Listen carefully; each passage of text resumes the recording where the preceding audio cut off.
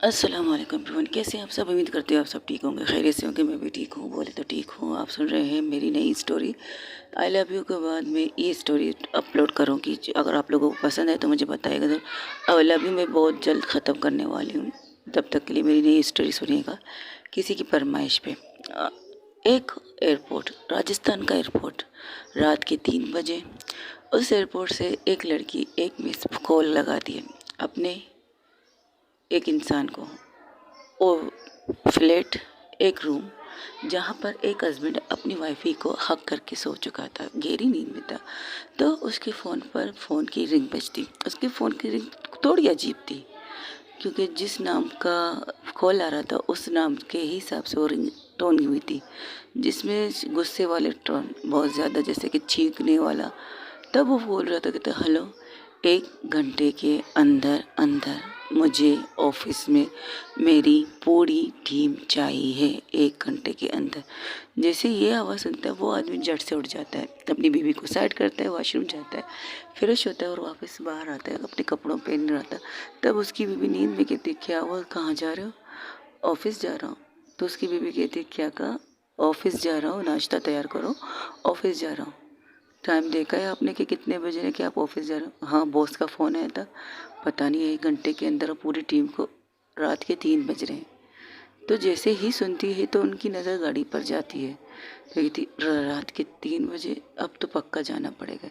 ये कह के वो एक मैसेज करता है उसके ग्रुप में जो लोग थे उन्हें, और उन्हें कहता है तुम लोगों के पास जितने ग्रुप के लोग बने हैं उन सबको मैसेज करो, 1 घंटे के अंदर अंदर सबको ऑफिस पहुंचना है। वही एयरपोर्ट पर उस जहाज से निकलती एक लड़की, ब्लैक नहीं वाइट कपड़ों में पहने हुए, लेकिन ब्लैक ग्लासेस लगाए हुए। रात को भी लोग ग्लासेस लगाते हैं, तो उसने भी ग्लासेस लगाई हैं। वो ग्लासेस लगा के बाहर निकलती है। जैसे ही बाहर निकलती सब लोग उसे पलट के देख रहे थे। वजह वजह एक खास वजह थी।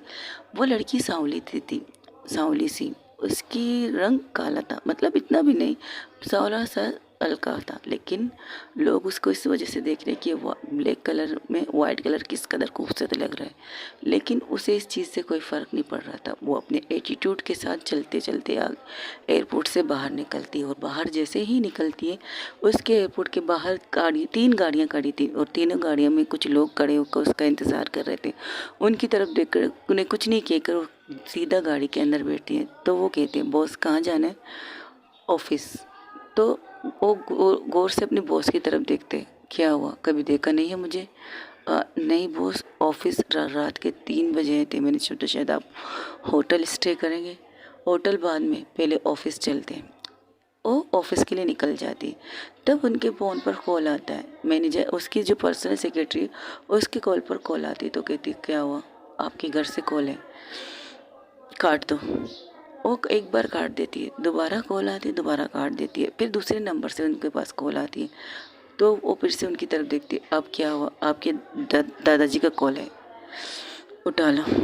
तो वो अपने दादा के नंबर को उठा लेती है और फ़ोन को वो अपने बॉस को देती है। तो कहती है, बोलो, कहाँ सुना है तुम राजस्थान आई हो? हाँ आई हूँ, काम से, कुछ प्रॉब्लम है ऑफिस में, उससे काम से आई। 1 साल बाद आई हो, घर आओगी या नहीं? और सुना है तुम होटल में ठहरने वाली हो। फर्स्ट ऑफ ऑल वो मेरा घर नहीं है, सेकेंडली मैं उस घर में आना नहीं चाहती, थर्डली मैंने कहा अगर आपको मुझसे मिलना है होटल में आ जाइए, मुझे कोई प्रॉब्लम नहीं, क्योंकि मैं इस काम के लिए आई, वो काम मैं 24 घंटे के अंदर करके फिर वापस चली जाऊँगी अमेरिका। तुम्हारा दिमाग ख़राब है, 1 साल से सिर्फ फ़ोन पर तुमसे बात कर रही, तुम दिखाई नहीं देती हो, बात नहीं करती हो, क्या मसला है तुम्हारा? मसला कुछ नहीं, मेरे घर आने से आपकी बीवी सॉरी, मेरे घर आने से आपकी इस बहू प्लस आपके बेटे को कुछ प्रॉब्लम होगी, और मैं ये अफोर्ड नहीं कर सकती। और तुम्हारे माँ बाप है, रियली? मुझे तो नहीं लगता, बस उन्होंने मुझे पैदा किया है और आपके हवाले कर दिया, और मेरे माँ बाप वो नहीं है, आप हैं। आप बताइए आपको क्या चाहिए? मुझे अपनी बेटी अपने सामने चाहिए। ओके, आप होटल आ जाइए, हम वहाँ मिलेंगे आपसे। तुमने सुना नहीं, मुझे मेरी बेटी घर में चाहिए, होटल में नहीं। और मैंने भी आपसे कहा ठीक है, तुम्हें तो एक चीज़ दिखाती हूँ। तो उसके थोड़ी देर बाद उसके मोबाइल पर एक बीप आती है, तो मोबाइल देखती है। आप ऐसा कुछ नहीं करोगे, मैं करूँगा, तुम्हारा बाप का बाप हूँ, तो मैं कुछ भी कर सकता।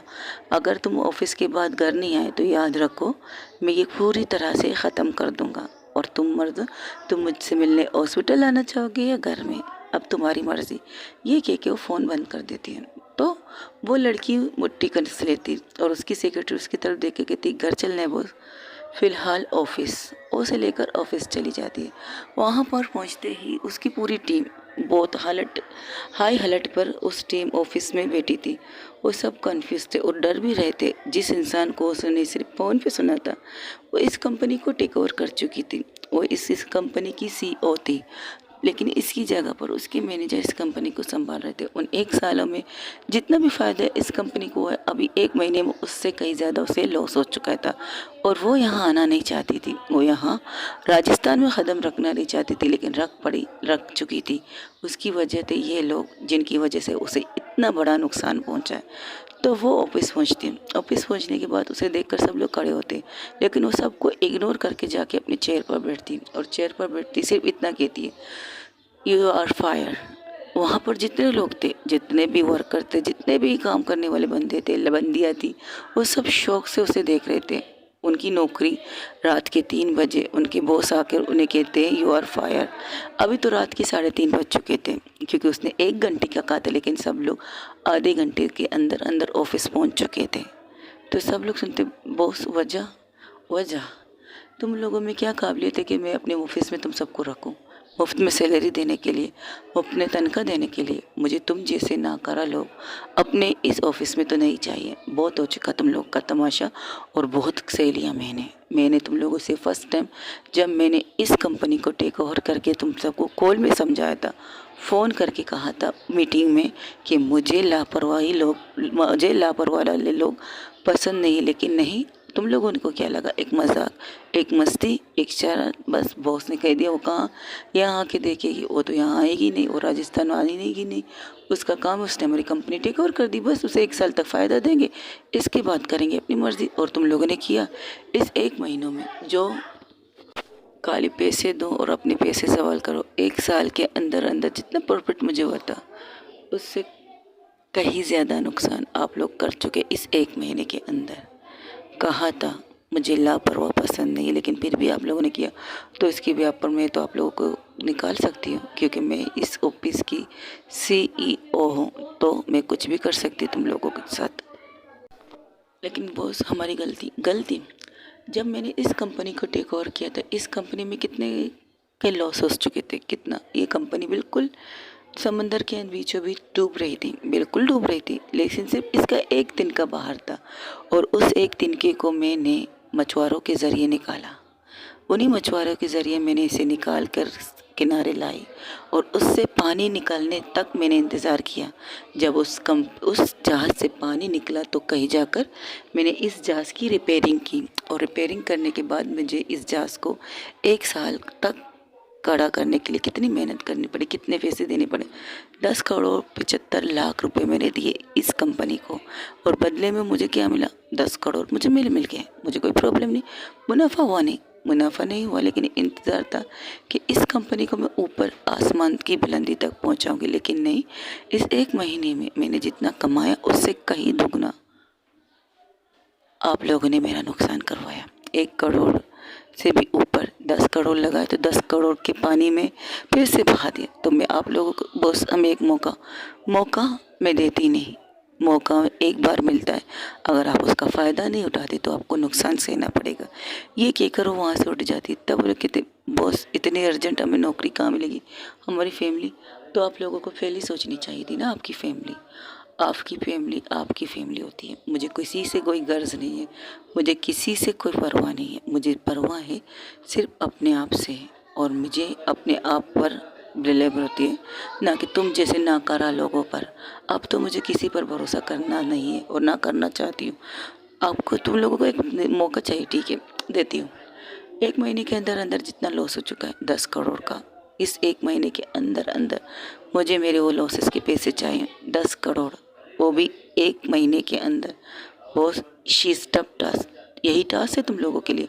अब तुम लोग रिजाइनिंग लेटर टाइप करके मुझे दे दो, या 1 महीने के अंदर अंदर तुम मेरी कंपनी के वो जो नुकसान तुम लोगों ने किए वो भरोगे, उसे लिख के मुझे दे दो। तुम लोगों के पास 5 कॉन्ट्रैक्ट आए थे, 5 कॉन्ट्रैक्ट से 3 कॉन्ट्रैक्ट तो तुम लोगों ने अपने हाथों से गंवा दिया, लेकिन अभी बचे तो 2 कॉन्ट्रैक्ट जिससे तुम लोग इस भरपाई को पूरा कर सकते हो। अब तुम लोग दिन लगाओगे, रात लगाओगे या ओवर टाइम करोगे, या आप लोगों की मर्जी, या घर नहीं जाकर सिर्फ एक बार घर जाके अपना चेहरा दिखाओगी। इन 2 कॉन्ट्रैक्ट को पूरा करने के बाद आपको वही पैसे कंप्लीट मिल सकते हैं, ये आप सोचें। इसके बाद मैंने आप लोगों को आज रात का टाइम दिया जाता है। ओ सॉरी, अब तो सुबह होने वाली है। आज सुबह तक टाइम दिया जाता है। 1 घंटे या 2 घंटे के अंदर अंदर मेरे टेबल पर या मेरे मैसेज मोबाइल पर आप लोगों का एक फैसला आना चाहिए। इससे आप लोगों की ज़िंदगी बनेगी या बिगड़ेगी, ये आप लोगों के ऊपर। ये कहकर वो वहाँ से निकलती है और सबके सब शौक और सबके चेहरे पर पसीने हवैया उड़ी हुई थी। तब उनमें से एक कहता, मैंने कहा था ना, हम जिस कंपनी के बॉस से काम कर रहे हैं वो बहुत खतरनाक है, वो हिटलरों की बाप है। हाँ, सुना तो मैंने भी था, लेकिन फर्स्ट टाइम देखा है। लेकिन हम लोग ज़्यादातर उनसे मैनेजर से, उनकी सेक्रेटरी से बात करते हैं। हाँ, सेक्रेटरी से बात करते, लेकिन अब नुकसान उनका हो चुका है। तुम सब लोग का क्या करना है, ओवर टाइम करना है या कुछ, सब लोग सोचने लगते सर इस तरह तो हम मर जाएंगे, बीमार हो जाएंगे। हमें मेडिकल भी तो दिया इस कंपनी ने, हमारी इतनी सारी चीज़ें हैं। क्या दूसरी कंपनी हम पर भरोसा करेगी? कि हमने इस कंपनी को 1 साल में बुलंदी, इस 1 महीने फिर से ज़मीन पर फेंक दिया, तो हर इंसान को गुस्सा आएगा और उनको गुस्सा करने का हक है, क्योंकि गुस्सा हमने दिलाया। वहीं पर वो निकलती है बाहर उस ऑफिस से, एक नज़र सर से लेकर, एक नज़र ऊपर से लेकर नीचे तक इस ऑफिस को देखती है। तो उसकी सेक्रेटरी कहती है, इस ऑफिस का क्या करना है, सील कर दो। अभी तो आप लोगों ने मौका दिया है, सील कर दो। ये कहकर वो बाहर निकलती है। जैसे ही बाहर निकलती है उसकी गाड़ी स्टार्ट होती है, तो कहती बॉस अब क्या करना है। वो कुछ नहीं बोलती, लेकिन उसकी सेक्रेटरी इतने सालों से उसके साथ काम कर रही है तो समझ गई उसे क्या करना है। वो घर की तरफ गाड़ी मोड़ती है, लेकिन गाड़ी जैसे ही आगे निकलती तो उस गाड़ी के सामने एक चीज़ होता है, एक लड़की आके टकराती है। उसके टकराने से उसकी जितनी भी चीज़ें उसके हाथ में थी सारी गिर जाती है। अब सुबह के 5 बज चुके थे, हल्की हल्की रोशनी थी। तो उस लड़की की तरफ से देखती है, उसे एक नज़र देखकर अपनी नज़र हटा देती है। तो अपनी सेक्रेटरी की तरफ ड्राइवर को देख कर कहती है, देख के गाली नहीं चढ़ा सकते, तो अगर मारना था तो ऐसे ही मार देते, इस तरह टोका क्यों। उसकी बात सुनकर वो ड्राइवर बाहर निकलता है और कहता है, सॉरी बेटा, आपको लगी तो नहीं। तब वो लड़की सर उठाकर उसकी तरफ देखती, उसकी आंखों में आंसू थे और उसके हाथ में कुछ दवाइयों की पैकेट थी। तो कहती, आई एम सॉरी बेटा, आप अचानक नहीं, मेरी गलती है, इस ओके। क्या हुआ, कुछ प्रॉब्लम है? वो दवाई गिर गई मेरी भाई। ओके, और कौन से हॉस्पिटल में जाना है, और ये दवाई दे दो मैं भर दूँ, लेकिन बहुत मुश्किल से मिली, दिखाओ। और इसे पर्ची देखती तो क्या करता है, अपने एक दोस्त को मैसेज करता है और वो दोस्त उस लड़की की हेल्प करता है और वो आता है, उसे लेकर उस हॉस्पिटल में चला जाता है। वो कहता है थैंक यू सो मच। जैसे ही वो लड़की हॉस्पिटल में पहुंचती है, उस हॉस्पिटल के रूम में उसके एक मशीनों में एक लड़का तकरीबन 12 साल का मशीनों के बीच में था और डॉक्टर को दवाई देता है। कहता है ये दवाई। तो कहता है तुम इतनी लेट कैसे आ सकते, तुम्हें पता नहीं एक एक घंटा एक एक सेकंड तुम्हारे भाई के लिए कितनी कीमती है, और तुमसे कहा है इसका ऑपरेशन ज़रूरी है, लेकिन तुम अब भी कुछ नहीं कर रही हो। मैं कोशिश कर रही हूँ, मैंने अपने घर को भेजने के लिए कहा है, वो जैसे भी कहेगा, मेरा आखिरी सहारा मेरा भाई है, इसके अलावा कुछ नहीं। मॉम डैड के जाने के बाद यही मेरा सब कुछ है, प्लीज़ डॉक्टर उसे बचाइए। वो एक खूबसूरत लड़की थी, बहुत प्यारी सी और बहुत क्यूट सी थी। उसकी एज थी 20 साल की और बहुत प्यार सी थी, लेकिन वो थी एक नॉर्मल लड़की, मतलब गुस्से वाली नहीं थी, खामोश तबीयत की, जैसे कह सकते हो एक मासूम सी लड़की। वो एक मासूम सी लड़की थी और शीशे के बाहर खड़े होकर अपने भाई को मशीनों में देख रही थी। उसका भाई जो इस वक्त इन मशीनों के बीच सांस ले रहा था, मौत और ज़िंदगी के बीच में था। और आदमी ड्राइवर उसके साथ ही था, क्योंकि उसने अपने दोस्त को अपने बॉस की गाड़ी में बिठाया और इस लड़की को लाया था, क्योंकि उसका बॉस का इशारा वो समझता था। उसने उस लड़की को तकलीफ़ दी तो उसकी मदद भी वही करेगा। तो वहाँ खड़ा होकर सब कुछ देख रहा था। उससे पूछता है, क्या हुआ तुम्हारे भाई को? कुछ नहीं। क्या हुआ है तुम्हारे भाई को? कुछ नहीं, उसकी तबीयत ठीक नहीं है, बस हॉस्पिटल में एडमिट है। तब डॉक्टर कहता है, इनकी भाई का बहुत बड़ा ऑपरेशन करना है, इनकी भाई को दिल में छेद है और उसका ऑपरेशन बहुत ज़्यादा कीमत है और उसे एक हार्ट चाहिए। अभी 2 दिन पहले हमें पता चला एक हार्ट में डोनर मिल रहा है, लेकिन उसकी कीमत बहुत ज़्यादा है और ये अफोर्ड नहीं कर सकती। उसने अपने घर वगैरह, ओ आई सी, कोई बात नहीं, सब ठीक हो जाएगा, अब मैं चलता हूँ। ये कहकर ड्राइवर वहाँ से निकल जाता है। वो अपना नंबर उस लड़की को देता, कहता कोई भी मदद ज़रूरत हो तो मुझे कॉल कर देना, ठीक है। पैसे में सबकी भी ज़रूरत हो, ये उसके सर पर हाथ रख के वहाँ से चला जाता है। उस लड़की को इंसान डिसेंट लगता है तो कुछ कहती नहीं, बस वहीं पर बैठ जाती है चेयर पर रूम के बाहर और सोचने लगती अब क्या करे, क्योंकि उसने घर जो भेजा है उसकी अमाउंट इतनी नहीं है कि उसके भाई की ऑपरेशन हो सके। तो वो वही दूसरी तरफ दिखाई जाता है, वो लड़की वो घर जाती है। उस लड़की का नाम था कनुष्का, कनुष्का मेहरा।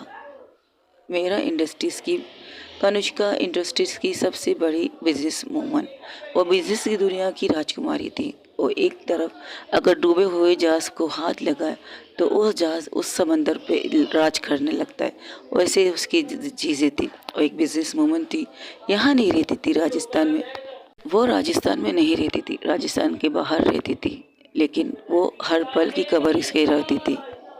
और दिखाते उस घर को जहाँ पर उसके दादाजी उसका इंतज़ार कर रहे थे। घर में सभी जागे हुए थे, सब के सब, उसके बेटे, उनकी बहुएं, सब। तो वो अपने ससुर से कहते पापा वो आएंगे। उसने आज तक सिर्फ अपने बाप का नाम इस्तेमाल किया, नाम बस। नाम भी उसके पापा का नहीं, उसके दादा का नाम था, मिस्टर मेहरा। मेरा इंडस्ट्रीज़ के मालिक। वो अपने बाप का नाम तक नहीं लेना पसंद करती थी। वो कहती हाँ आ जाएंगे, इसे देखने के बाद आ जाएंगे। अगर वो नहीं आई तो अरे दा मोम रिलैक्स, दी आ जाएंगी। वो हमसे नफ़रत करती है, हमसे प्यार नहीं करती, लेकिन दादे से बहुत प्यार करती है। और उसकी वजह भी तो तुम सब हो, उसकी वजह भी तुम सब हो। वो भी दादा उनसे कहता, मिस्टर मेरा कहते, सब की वजह तुम सब हो एक साथ। क्या हुआ अगर उसका रंग काला था, क्या हुआ अगर तुम लोग उसे वही प्यार देते जो प्यार तुम सबको मिला था। उसने बचपन से महरूमियाँ देखी है, बचपन से जवानी तक महरूमियाँ देखी है, और अब तुम लोग चाहते हो तुम लोग उसे प्यार करें। इम्पॉसिबल। और एक कड़वा सच बताते, और जिसे सुनने के बाद वहाँ जितने भी लोग थे सबके सर झुक जाते। तुम लोगों को क्या लगता है, तुम सफ़ेद हो, तुम सफ़ेद हो, तुम खूबसूरत हो, तुम हैंडसम हो, सब के सब हो, अगर उसका रंग सांवला है तो क्या हुआ, प्रॉब्लम क्या है। लेकिन वही सांवले इंसान ने एक बहुत बड़ी दुनिया बनाई है अपने लिए। अब उस दुनिया में सिर्फ वो खुद है, उसकी कोई फैमिली नहीं है, इसलिए वो यहाँ नहीं आना चाहती। और आती है वो बात सिर्फ मेरी वजह से करती है, मेरी वजह से तुम सब उसकी आवाज़ें सुनते। पापा वो हमारी गलती। गलती? तुम्हें पता है जब वो पैदा हुई थी तो तुमने उससे क्या क्या क्या था, छी ये मेरी बेटी नहीं हो सकती, और मैं इसे देखना तक पसंद नहीं करती, ये कहा था तुमने मुझे। और मैं खामोशी से सिर्फ तुम्हें देख रहा था, मैं कुछ कहा नहीं। बचपन में जब वो पैदा हुई मेरे हाथों में, जब उसे भूख लगी थी तुम्हारे पास लाया था, तो तुमने क्या कहा था, मुझे मुझे तो इसे अपना दूध तक नहीं पिलाना, मुझे पता करो ये हॉस्पिटल में बदल गई है, कुछ हुआ है। बचपन से लेकर यही सुनते सुनते तक यहाँ तक तुमने क्या किया, याद है तुम्हें बहू? नहीं याद तो कैसे होगा। और उस लेडी की सर झुक चुकी थी, और सर झुका के आंसू बहा रही थी। तुमने उसका डीएनए करवाया है बहू, डीएनए, जिससे ये पता चले कि वो तुम्हारी बेटी है या नहीं है। यही चीज़ करवाया तुमने, और क्या पता चला तुम्हारी ही बेटी है। फिर भी तुमने उसे अपने करीब नहीं रखा, फिर भी तुमने उसे अपना एक कतरा दूध नहीं दिया। ये मेरी बीवी पर गई है, बिल्कुल उसकी निशानी, उसकी परछाई है। तुम्हारी सासू माँ, तुमने कभी उसे गौर से नहीं देखा है ना। तुम जब इस घर में आई थी तो तुम्हारी सासू माँ नहीं मिली थी, क्योंकि उसका डेथ हो चुका था। सिर्फ मैं था, और तुम्हें खूबसूरत चीज़ें पसंद थी। तुम्हारे सामने सिर्फ खूबसूरत, अगर कोई चीज़ तुम्हारे सामने कोई नुकसान वाली हो, जिससे दरार आई हो, जिससे कुछ हो, तो तुम उसे फेंक देती हो। अब तुम्हें पता है तुम्हारी बेटी को वैसी प्रॉब्लम है, उसे खूबसूरत चीज़ें अपने पास बर्दाश्त नहीं होती। सुना, वो सांवली है लेकिन उसके चेहरे पर एक चमक है, और इस चीज़ को नहीं जानती। बस उसे इस चीज़ का है कि उसकी वो काली थी तो उसकी माँ ने उसे एक्सेप्ट नहीं किया था। वो काली, बुरी काली थी नहीं, वो बिल्कुल ब्लैक नहीं है, वो एक नॉर्मल लड़की है, एक सांवली सी। लेकिन तुमने कभी उसे प्यार नहीं दिया। और ये मेरा बेटा, उसकी पहली बेटी थी, उसकी पहली खुशी तुम्हारी तरह, तुम्हें देखते देखते उसने भी उसे एक्सेप्ट नहीं किया, और वो मेरी बाहों में आ गई, मेरी बेटी बन गई। वो मुझे पापा कहती थी, मुझे दादा कहती थी, जो उसका मन आता था। जब वो जख्मी होती थी, खेल कर कूदती थी, तुम्हारे सामने आ जाती थी, उसके कपड़े भी मैले होते थे तो तुम उसे धक्के देती थी, जी हटो मेरे पास मत आओ, मेरे कपड़े गंदे होंगे, तुम मुझे छुओगे मेरे कपड़े गंदे हो जाएंगे, ये हो जाएंगे, वो हो जाएंगे, ये कहती थी, और उसे अपने आप से दूर करती थी। ये करती थी ना तुम बहू, तो वो सब चुप रहते। तब वहाँ पर डोरबेल बजता है, तो उसके दादाजी अपने आंसू साफ करके दरवाज़ा खोलते हैं, और उसे देखकर, सामने देखकर कहते, लो आ गई हमारी शेरनी। कैसी है हमारी शेरनी? आ गई हूँ। आपके पास सिर्फ 1 घंटे, बताइए क्या करना है मुझे आपके साथ। अरे अरे अरे, इतनी जल्दी क्या है, अंदर आओ, मैंने तुम्हारी वजह से खाना तक नहीं खाया। एक तो मैं शुगर का मरीज़, ब्लड प्रेशर मेरा हाई रहता है। सीरियसली, आप तो कहीं से मुझे शुगर के मरीज़ नहीं लगते। हाँ, शुगर के मरीज़ हो सकते हैं, बाकी आपका ब्लड प्रेशर हाई तो नहीं लग रहा। और उसके चेहरे पर कोई रेस नहीं था, कुछ भी नहीं, बस सिंपल सी बात कर रही थी ना, उसके चेहरे पर स्माइल थी ना कुछ। वो खुश थी या नहीं उसे नहीं पता। उसके दादा उसे देखकर खुश बहुत थे, तो उसे क्या कराते, अंदर आओ अंदर आओ। वो कहते ये देखो, अगर तुम अब भी नहीं आती ना तो मैं अभी इसमें से एक मिठाई खाने वाला था। उस टाइम जब उसने वीडियो पर एक तस्वीर भेजी थी, वो मिठाई की थी। उसके दादा को शुगर था, अगर एक भी मिठाई ले ले तो उनकी जानलेवा साबित हो सकता था। तो इसलिए तो वो देखता है चारों तरफ नहीं देखता, वो सीधा दादा के रूम की तरफ बढ़ जाता है। तो सब उसे देखकर थोड़ी सी सांस लेती, उसकी माँ उसकी तरफ बढ़ने ही वाली थी तो उसके दादा उसे इशारा करते, उसके पास मत जाना, अभी तो नहीं। तो अपने हस्बैंड की तरफ देखते हैं तो वो भी कुछ नहीं कहते। जो आईना अभी थोड़ी देर पहले उसके फादर ने उन्हें दिखाया, वो आईना बहुत ही ज़्यादा कड़वा आईना था और उसे वो झुकला नहीं सकते थे। हाँ, उसके बाद उसके बच्चे हुए, 1 साल बाद उसकी एक बेटी हुई, दूसरी बेटा हुआ। उस घर में तकरीबन 2 फैमिली रहती हैं। एक मिस्टर मेहरा यानी कि उसके दादाजी के 2 बेटे थे, उनके 2 बच्चे थे और एक बेटी एक बेटा, यानी कि 2 भाई बहन उस घर में रहते थे। उनके बच्चे बच्चे और सबके सब खूबसूरत थे। सबको देखने के बाद कोई नहीं कह सकता कि कनुष्का इस घर की बेटी है, कोई नहीं कह सकता। अक्सर लोग आते फर्स्ट टाइम कनुष्का को देख कर कहते ये आपकी बेटी है, लगती तो नहीं, सबके मुंह से यही सुनते हैं।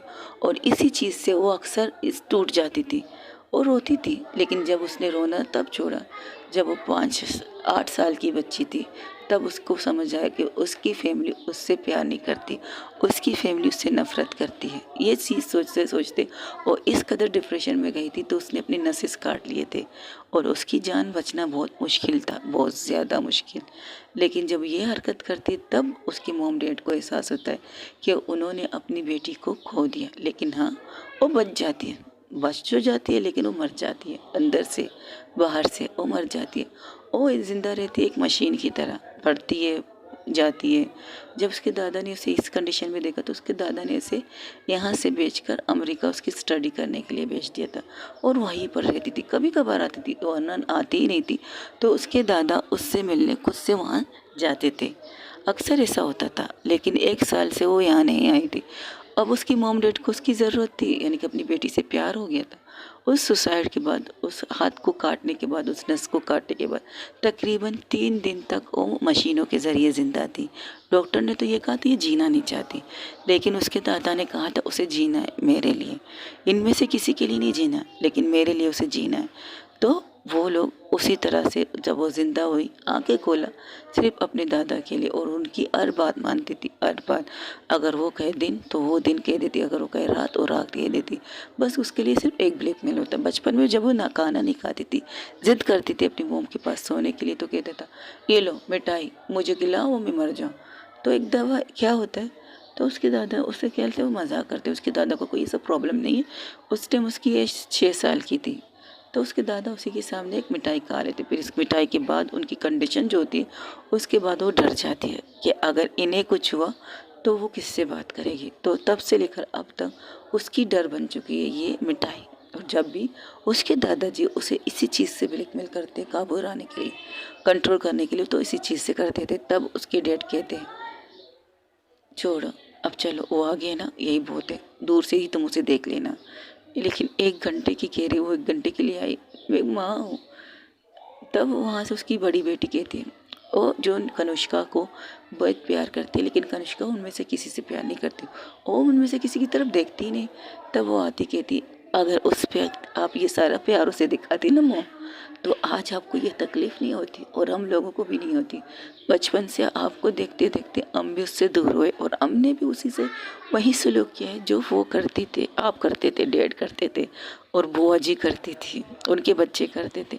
उनका समझ आता है कि वो उनके अपने नहीं थे, लेकिन हम तो उसके सगे थे, हम उसका खून थे, उनकी वो हमारी बहन थी, मुझसे बड़ी भी थी 1 साल। लेकिन नहीं, आपकी देखी देखी में, इस घर की देखी देखी में उससे दूर होते गए। और आज नतीजा देखिए, अब जब हम उसके करीब जाना चाहते हैं, वो हमसे दूर रहना चाहती, हमारे करीब तक नहीं आना चाहती। वो तो अच्छा है, दुआ कीजिए कि दादाजी को कुछ हो ना, उसकी सेहत हमेशा बरकरार रहे, वरना अगर उन्हें कुछ हुआ ना, तो आप जिस चेहरे को एक दिन या 10 साल बाद भी देखेंगी ना, तो उस इंसान की वजह से देखेंगी। अगर वो ही नहीं रहा तो उस घर का नींव ही नहीं रहा, तो उस घर में आने की वजह उनके पास नहीं रहेगी। बस हर पूजा में ये दुआ कीजिए कि दादाजी का कुछ ना हो। ये कहकर उसके भाई बहन उस रूम से चले जाते हैं दादाजी के रूम की तरफ। उन्हें पता था उसे देखकर वो उसे की तरफ देखेगी नहीं, बस सिर्फ दादाजी से बात करेगी। और वही होता है, दादा का रूम बहुत बड़ा था, अक्सर बच्चे उसके रूम में जाते थे, तो सब लोग एक साइड में जाके बैठ जाते थे। कनुष्का की एक बहन थी और 2 भाई थे। कनुष्का 4 बहन भाई थे। कनुष्का सबसे बड़ी थी, उसके बाद उसकी छोटी बहन थी, उसके बाद उसकी छोटी बहन थी अंजलि, उसके बाद उनके एक छोटा भाई था समीर और एक भाई था प्रेम। ये 2 भाई थे उसके। लेकिन कनुष्का सबसे बड़ी थी। वो उसे दी भी कहना चाहते थे, लेकिन वो उससे बात नहीं करती। तो कनुष्का की जो बहन थी अंजलि थी, वो उससे बातें करती थी, लेकिन वो उससे जवाब नहीं देती थी। अंजलि कहती है, कैसी है, तुम्हारी तबीयत ठीक है थी, तुम्हारी तबीयत ठीक है कनिष्का, और उसको कुछ नहीं कहती। बाकी 2 बहन भाई उसका दी कहते थे, तो वो भी कहते कैसी है दी, तब भी वो उनमें से किसी को कुछ नहीं कहती। वो कहती दादाजी से कहती, अब आपने मुझे देख लिया, अब मैं चलूँ, पहले यहाँ बैठो, ये बताओ वो मिली तुम्हें, कौन मिली, तुमसे कहा तुम्हें शादी करनी है, अच्छा तो मुझे किससे शादी करनी चाहिए, लड़की से, ऑफिस तुम्हें लड़कियाँ पसंद है, तुम्हें लड़की से शादी करनी चाहिए, फर्स्ट ऑफ ऑल मुझे किसी से शादी, तो ठीक है, ये कहकर और मिठाई का डब्बा उसके सामने करते, दादाजी ठीक है। अब वो बात कर रही थी, तब उसकी ड्राइवर आके उससे कुछ बात कहता है, तो उसकी तरफ गौर से देखती, ठीक है चलो। हैं, वो ड्राइवर हैरान, तो ये क्यों चलना चाहती है, और उससे कहते ठीक है मैं आती हूँ। अरे सुनो तो सही, अभी तो घंटे नहीं हुए, तुमने कहा था 1 घंटे तक तुम यहाँ बैठोगी, आ रही हूँ, आपकी चीज़ लाने जा रही हूँ, आ रही हूँ, ये कहकर वो वहाँ से निकल जाती है। तो वो उस हॉस्पिटल में पहुंचती जहाँ उस लड़के की कंडीशन ख़राब थी। उस लड़की की भाई की कंडीशन बहुत ज़्यादा ख़राब थी। तो उसकी तरफ बढ़ते हो कहते क्या हुआ, वो उस ड्राइवर को देख कर कहते आप मेरी मदद कर सकती, मैंने इतने पैसों का बंदोबस्त किया, मुझे कुछ और पैसे चाहिए, आप अगर आप मदद करें। तो कनिष्का सिर्फ एक नज़र उसकी तरफ देखती और नज़र दूसरी फेर लेती, ठीक है कितने चाहिए तुम्हें। उसकी आवाज़ में कोई चीज़ नहीं थी, बस फेस टू फेस, सिर्फ सामने बोलना। तो लड़की हैरान थी, उसकी तरफ देख रही थी। वो पहले देखती है, फिर उसकी तरफ गौर से देखती है। तो वो कहती है गौर से देख लिया, तुम सफ़ेद हो मैं काली, अब बोलो कितनी चाहिए तुम्हें। तो कहती मुझे इतने चाहिए, ठीक है तुम मिल जाएंगे, लेकिन बदले में तुम्हें मेरा एक काम करना है। वो फेस टू फेस जिस इंसान से मिले उसे सिर्फ 2 घंटे भी नहीं हुए, 5 मिनट, एक ने 2 नज़र उसे देखा, लेकिन उसे देखने के बाद उसने अपना फैसला करना था। तो कहती क्या क्या करना है, तुम्हें तुम्हारी भाई की ज़िंदगी चाहिए और मुझे एक ऐसी चीज़ चाहिए जो तुम दे सकते हो, मैं किसी और से भी ले सकती हूँ, मुझे कोई इतराज़ नहीं। तो उसे घूर के देखती, तो ड्राइवर भी हैरान था और वो सेक्रेटरी भी उसके साथ थी, तो हैरान थी। तुम्हारे भाई को रहने खाने पीने की कोई तकलीफ़ नहीं होगी, इसका वादा मैं करती हूँ, कनिष्का करती है तुमसे, लेकिन बदले में तुम्हें मुझसे शादी करनी पड़ेगी। नाम की तुम मेरी बीवी रहोगी, लेकिन मैं तुमसे सब कुछ कर सकती जो मुझे करना है, लेकिन मैं तुम्हारे करीब आऊँगी भी या नहीं भी आऊँगी, मैं ऐसी नहीं हूँ, मुझे लड़की पसंद नहीं, मुझे तुम्हारी पसंद से जानने का कोई शौक़ नहीं, तुम्हें मजबूरी है, तुम्हारी मजबूरी का फ़ायदा मैं उठा रही हूँ, दैट्स इट। तुम्हें अपना भाई चाहिए और मुझे तुम चाहिए। अब तुम बताओ, आप मुझसे बड़ी हैं और मैं आपसे छोटी हूँ, हाँ 10 साल या 11 साल कह सकते हो। तुम्हारी एज कितनी होगी, 20 साल, ओके, तो मेरी 31 है, 31, तो इस हिसाब से मैं तुमसे 11 साल बड़ी हूँ, तो मुझे कोई प्रॉब्लम नहीं, पर तुमसे शादी करना है तो करो, वरना तुम अपने भाई को मरते हुए देखो। ये क्या करूँ, वहाँ से चली जाती।